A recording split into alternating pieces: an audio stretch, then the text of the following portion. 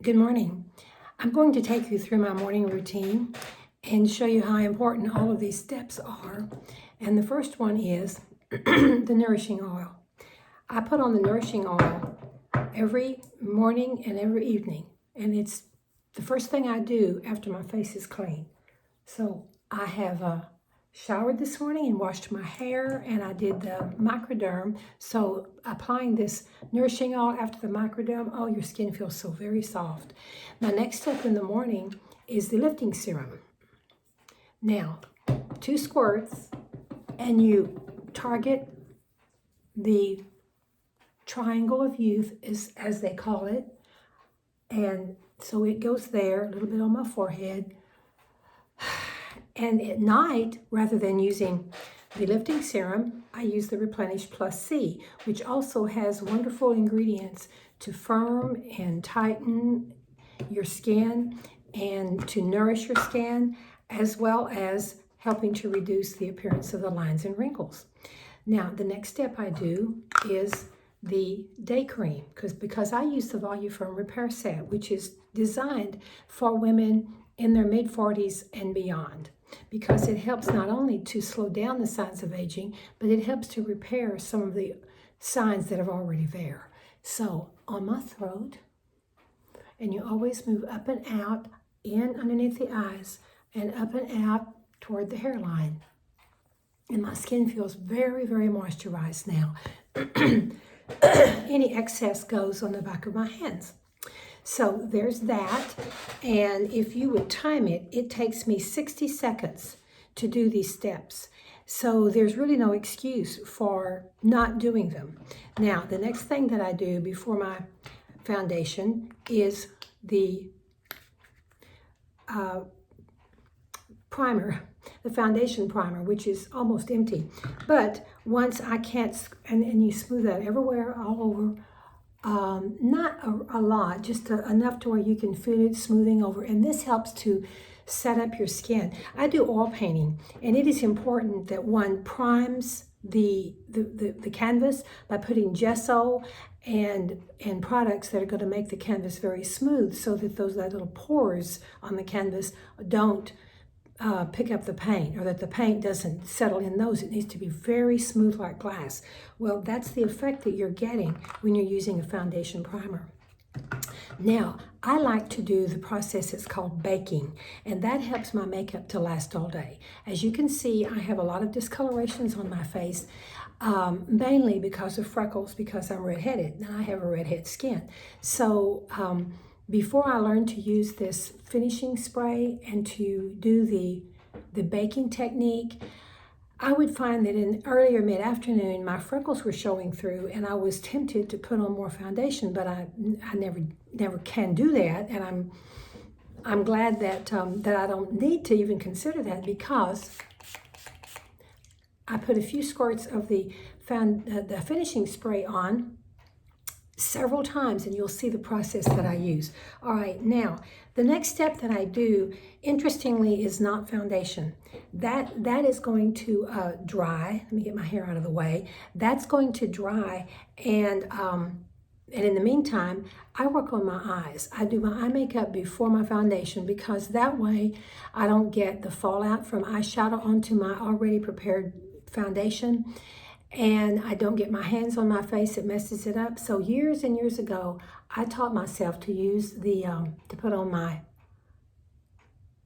eyeshadows and finish my eyes first. And I got a little bit of that finishing spray in my eye.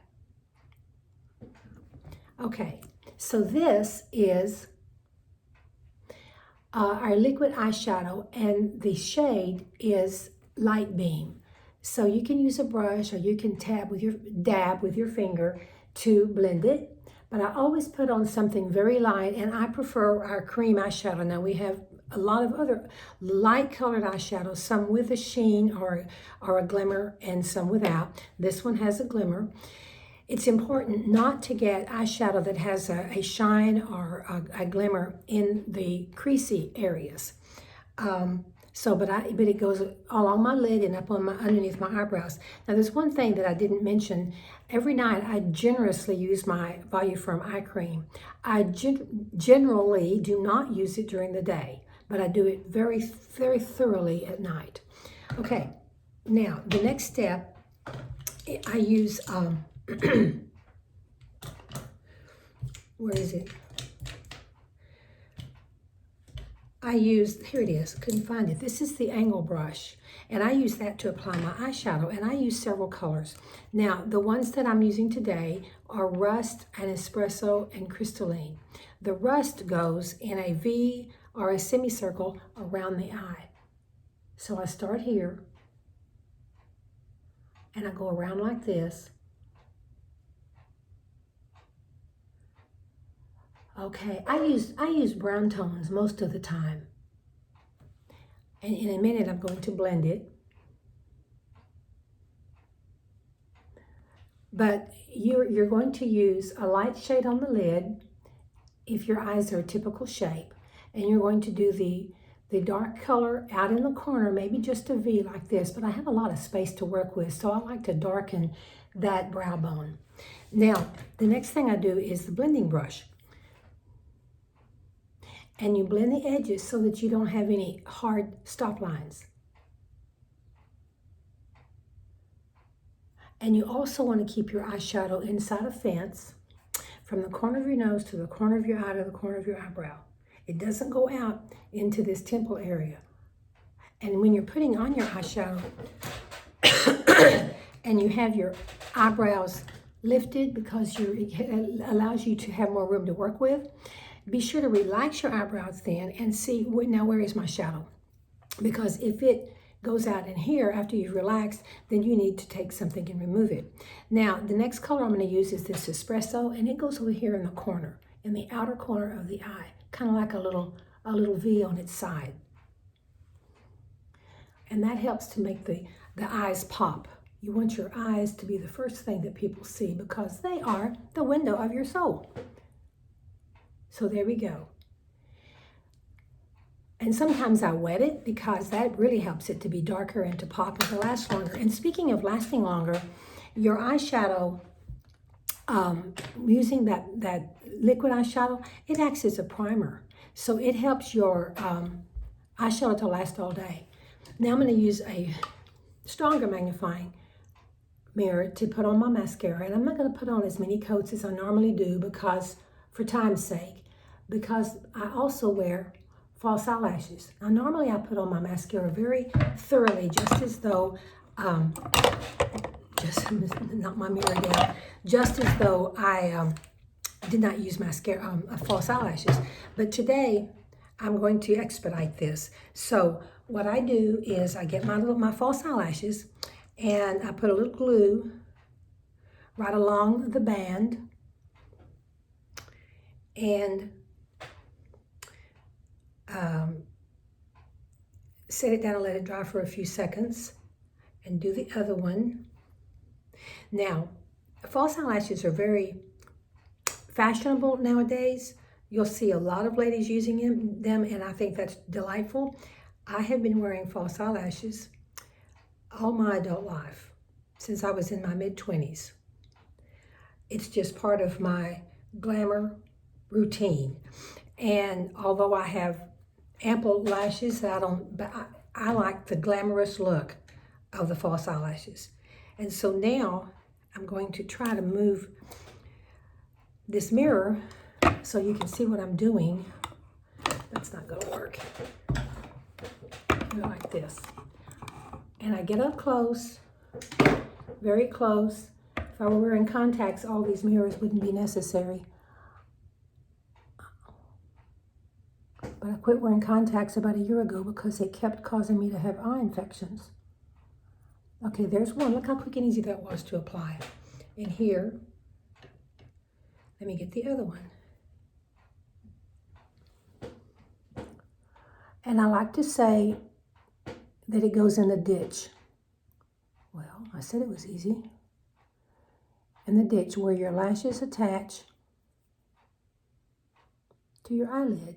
There's a little seam in there, a little ditch. If you sew You know what I mean about the ditch. Okay, there's that one. I'm going to give it a few seconds to dry and be sure that it's in place and not all crooked looking. And I like for my eyeshadow to look natural. I don't want them to look, I don't want them to scream false eyelashes, which a lot of the way that the young ladies wear their mascara, I mean their false eyelashes nowadays, it screams false, and I like for it to look natural. A lot of people over the years didn't even realize that I wore false eyelashes until I told them. Sometimes somebody would say, "Are those lashes yours?" And I'd say, "Yes, I bought them at the store." Okay, so there's one little coat of lower mascara, and I'll put on another one later. All right, just like that, my eyeshadow and my eyes are done. Now, my next step is going to be foundation. Now, I use several steps on my foundation. This one is Time Wise Luminous, and it has a quick drying. Of course, it's all free, but it's luminous, meaning that it has moisture in it to aid in dry skin, but it is all free. Now, our matte finish, which is designed for combination to oily skin, is also oil free, of course, but it just has less moisture in it, so it helps with the shine that might otherwise come through. Okay, so there's my first coat, the first step in my foundation. The next step is going to be my concealer. Now, the one that I use is Deep Ivory Concealer. There's also an under eye corrector, and the under eye corrector is designed for the blueness that tends to occur, especially if someone has a lot of allergies. But the formula of the under eye corrector, which is one shade, and the under eye concealers, which we have several shades to choose from, some with pink undertones, some with yellow undertones, depending on what your skin needs. They're all the same formula. All right, so I put it on kind of generously. Now, if I weren't doing this baking technique, I would probably put my concealer on a little less thick. But another thing, I forgot what the other thing was. That's funny. Okay, now I'm putting on a cream to powder foundation, which comes in a little pad. Oh, I know what the other thing was I was going to say. Hang on. Let me show you how to do this. I was going to say that if you have discolorations, like maybe the residue of a blemish, or maybe a scar or a birthmark, something like that, then you would put that, you would put that concealer over your foundation. But that's not what I'm doing. Okay, so I'm putting, and see underneath my eyes, notice I go in. Now, if you remember what my skin looked like before, you'll see that I have thoroughly covered my freckles, which is a happy thought. I'm watching the Netflix series Anne with an E, which is based on Anne of Green Gables, and the little Anne is redheaded, and she hates being redheaded, which I never hated being redheaded. I enjoy being redheaded, and I enjoyed the fact that both my children are, well, one still is and one isn't. And I'm so sad that I have 7 grandchildren and I do not have a redheaded grandchild. But I have a great-grandchild on the way, and I have put in my order. But in Anne of Green Gables, Anne hates her freckles. She says, "All my life, I've wanted to not have freckles." She was 13 when she said that. And I can relate. I used to dream that I would go to school in the fall and my freckles would all be gone and people would think, "Oh, she's beautiful now." But anyway, I've learned to deal with it, mainly by covering them up. And this comes from the type of skin a redhead has and the sun. Okay, so, what am I doing? This is this amazing liquid blending brush, liquid foundation brush. We have another one called a blending brush, and it is really neat also. It's got these bristles. It looks like a sponge, and it kind of feels like it, but they're very soft, wonderful bristles. And that's good for blending also. But I'm in the habit of using this one. It's my very favorite. These brushes sell for $14. Okay, so there's that. Now, what do I do next? I put on my finishing spray. Again, this is number 2 out of 3 times that I apply it. All right, now I'm going to use one of our brushes and remove some of the, make sure that I don't have foundation in my eyebrows, which of course I do from the application. And then I'm going to put on my eyebrows. So I use an eyebrow pencil. We have the wonderful brow tints, but the brow tints are too dark for me. They're wonderful. I sell a lot of them because they're just great for women who have, especially women who have a little bit of white in their eyebrows. That brow tint is wonderful to conceal that. Okay, so I'm using, putting on a little, and then I'm going to put on, my next step is my translucent loose powder. So I put that on with the same brush, and I put it on generously. Look how heavy that is. It's not going to stay that way. So don't, you're putting it on, be generous, because it's not going to, trust me, from that finishing spray that I put on, it absorbs. And the idea is for your skin, the heat of your skin, to bake the foundation and the powder. And so you put it on generously, and then any residue that's left, you don't want to look like you're powdered. You don't want to be able to see the powder, but any residue that's left, you dust off. So there's my translucent loose powder. Now sometimes if I feel like I'm looking a little bit pale, I put on my mineral powder foundation, which in my case I use Ivory 2. I just put on a little bit. Now, some of these steps, may not be necessary, but, and then I bring it down here so that I don't want any lines. Now, the next thing I do, that has had maybe a minute to set. Boom, finishing spray again. Close my eyes, close my mouth. All right. Now, let me go back and finish my eyebrows. But first, remember I said that I use several eyeshadows? I also have several brushes that are designated for different things. I told you I have the angle brush that applies the contour color. And I have I also use the angle brush on the tip to put on the espresso in the corner. I used either a finger or a blending brush that's designated for light colors to blend that the light beam, the liquid eyeshadow. And now I'm putting on this is crystalline, and this goes underneath the eyebrow. And before I finish off my eyebrows, I want to get this crystalline on. And it's light. It gives you a lift. You always want to put something light right under the eyebrow because that's going to give you a lift. I like dramatic eyeshadow. I don't want it to be so bold that it's glaring, but I like it dramatic. So my next step is I'm going to go back and finish the eyebrows. And after I finish them, I put on a light coat before the powder, and now I'm finishing it off.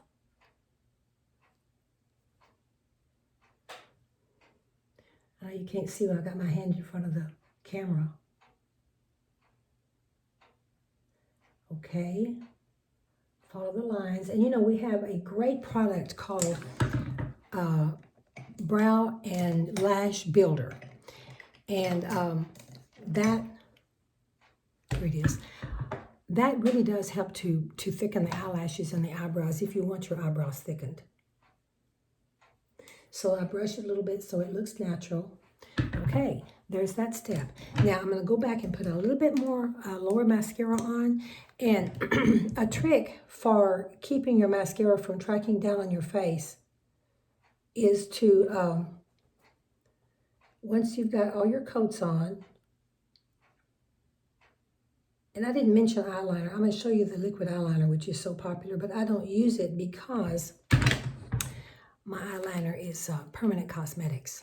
That sounds like a better word than tattoo. So then you can take a different brush, and you can take your powder, and you can get some powder on and do this underneath your lashes, and that helps to keep the mascara from tracking. Also using that finishing spray helps as well. Now, the next thing I'm going to do is my cheek color. Cheek color goes For me, it goes in this hollow underneath the bone, and then I drag it a little bit up onto the bone. And I put a little color on, and then I dust a little color off so it's not too bold and too heavy. And then you apply it like this, and then I come back with that amazing foundation brush. It has such a good feel. And I blend to make sure that it's not too bold. And then I look in the mirror from side, to make sure it's not too dark, and sometimes it is, and go from side to side to make sure that it's not too dark. Okay, lastly, goes on my lip primer. Just with the foundation primer, it helps to set up your lips, to kind of seal, so that when you put on your lipstick, it goes on smoother, it lasts longer, and it is less likely to feather. Now, I've got a hair that keeps bothering me right there. Speaking of the cheek colors, I have one that's designated for my warm colors, and I have another one that's designated for my cool colors, depending on what I'm wearing. Today I'm wearing warm colors, which is what I wear most of the time. So other than the fact that I do not have on my lipstick, my makeup is done, and my skincare is done. And this took about 20 minutes, and I hope that you benefited from this, and let me know if you like what you saw.